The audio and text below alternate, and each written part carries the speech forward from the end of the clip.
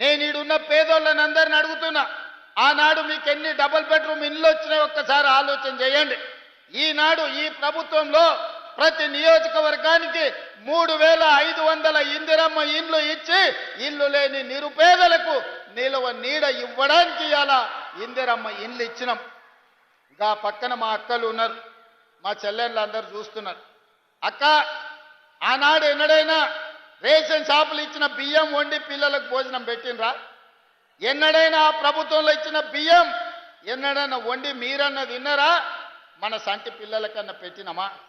కానీ ఇవాళ ఈ ప్రభుత్వం వచ్చిన తర్వాత, ఉత్తమ్ కుమార్ రెడ్డి గారు మంత్రి బాధ్యతలు చేపట్టిన తర్వాత ఇవాళ సన్న బియ్యం ఇస్తే ప్రతి తల్లి ఆ సన్న బియ్యం తెచ్చి అదే వండి వాళ్ళు తినడమే కాదు, సంటి పిల్లలకి ఇవాళ బుక్కెడు బువ్వ పెడుతుండ్రంటే సన్న బియ్యం ఈ ప్రభుత్వం ఇచ్చిన మాట వాస్తవం కాదా?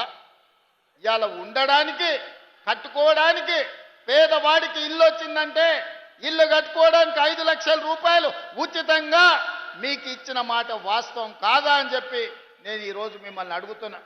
ఇవాళ రైతులను అడుగుతున్న, ఆదిలాబాద్ జిల్లా అంటే రైతులు ఈ ప్రాంతం.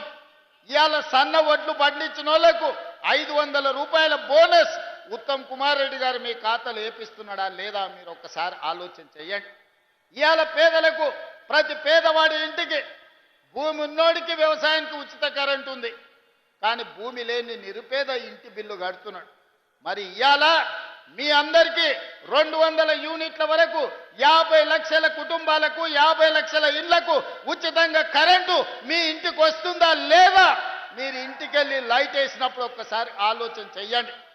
ఇవాళ మా అక్కలు ఉండ్రీడ, ఆ ఎల్ల అమ్మగారి ఇంటికి పోవాలన్నా, అమ్మవారిని దర్శించుకోవాలన్నా, బాసర మందిరానికి పోవాలన్నా ఇంటి ఆయన ముందలనో కన్న కొడుకు ముందలనో చేయి జాపాల్సిన పరిస్థితి. ఆయన దసరాకి అడిగితే ఉగాది పోదు పో, ఇప్పుడు ఏం తొందర ఉంది, మీ అమ్మగారింటికి పోకపోతే కొంపలు మురుగుతున్నాయని ఇంటి ఆయన అంటే కళ్ళల్లో నీళ్లు పెట్టుకొని మా అక్కలు మా అమ్మలు మౌనంగా ఉండే.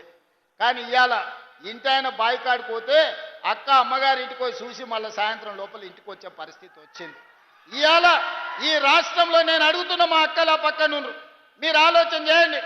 మీ తమ్ముడు ఈ రాష్ట్రానికి ముఖ్యమంత్రి అయిన తర్వాత 2 రోజుల్లోనే ఆర్టీసీ బస్సుల్లో ఉచిత ప్రయాణం మీకు ఇయ్యలేదా?